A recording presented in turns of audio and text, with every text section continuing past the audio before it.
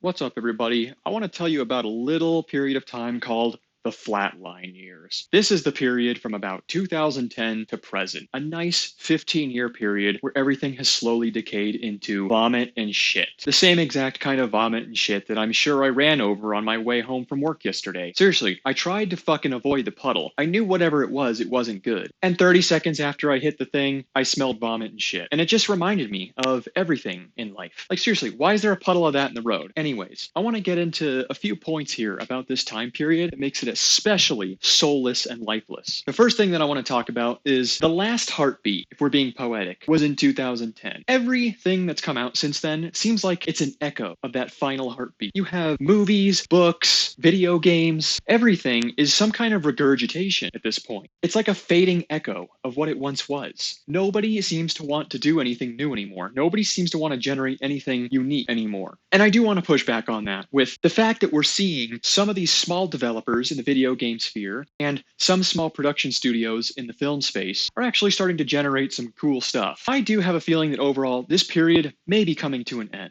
But the other thing that I want to complain about is the woke crap. Another thing everybody is getting sick and tired of. Why do you need to replace what already exists with someone else that doesn't really fit in the story? Does this make sense with Snow White? Does it make sense with the Iron Man, Ironheart, whatever? Does it make sense with the Last of Us movie to be pushing these people who aren't getting into these roles based on their merit? Can we go back to that? You're always hearing certain people talk about meritocracy. Well, maybe there's a reason for that. Maybe that's because nobody wants to watch something that doesn't make sense, that's poorly produced, that's poorly acted out. Nobody wants to see somebody forced into a role and they know why they're there. They know the real reason why they're there. And that is something I am glad I'm seeing people wake up. They're getting sick of it. And I expect to see that change at some point. Because inevitably, if these corporations don't stop regurgitating woke garbage and pushing social narratives and social conditioning down the throat of the people, they will go bankrupt. That is, unless they're bailed out by the government or something. But really, entertainment companies, what's the justification for that? Inevitably, people will create things that outperform to the level where they will be replaced. And then you will have the whole cycle start over again, but we will likely have a nice long time period of however many years or decades where just good stuff is being produced again. And this degradation of quality doesn't just apply to the entertainment space. If you haven't noticed, all products and all services just seem to be getting horrible. Nobody cares about their jobs, and why would they? Nobody can save any money. Nobody can make progress towards buying a house. Nobody can do any of the things they want to do. Everybody is slowly going into debt, and so why would the hell would they care about maximizing performance at their job when their job doesn't even provide for them as it is? It makes total sense. But if we can get our economy back on track, obviously I think that will change. Can't we just go back to working simple jobs, living modest lives? What the hell ever happened to that? Which brings me to my next point. In 2010, Supreme Court Justice Anthony Kennedy removed legislation that put a ban on super PACs,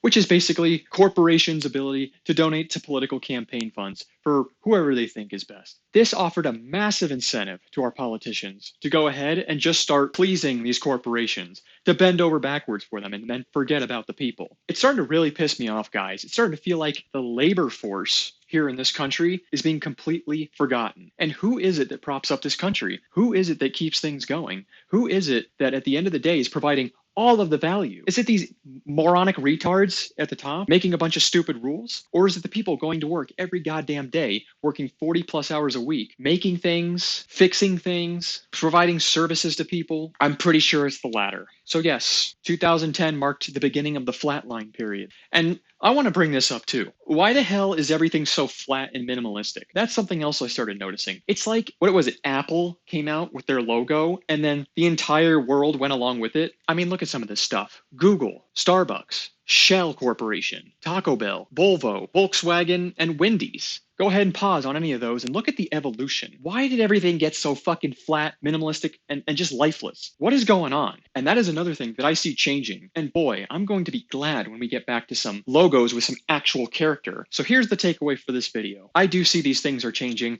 I do see people are getting fed up and sick and tired of a lot of this bullshit that's been going on for the last 15 years. Hang in there, keep working, try to input as little as you can into the system while learning meaningful skills. Because I guarantee you guys, there's going to come a day in the future where this trend stops going downward and starts going upward. And you want to be at that turning point with as much skill and experience as possible. You want to be able to ride that wave to the fucking moon. So don't give in. Don't give up. Don't let despair keep you from improving yourself during this time period. Because that's what I'm doing. I'm improving myself. And I know that one day when things really turn around and start going back to the way they were, which by the way, won't actually take that much time if we actually get our heads on straight. I know this might be a bad example, but I'm going to use it. The German people, after World War I, did turn their country around surprisingly quick. I don't want to say anything about all the other stuff that happened, but it's proof that a country can do it. And that was before they started doing a lot of the horrible stuff. We just need to focus on the labor force. Focus on the labor force.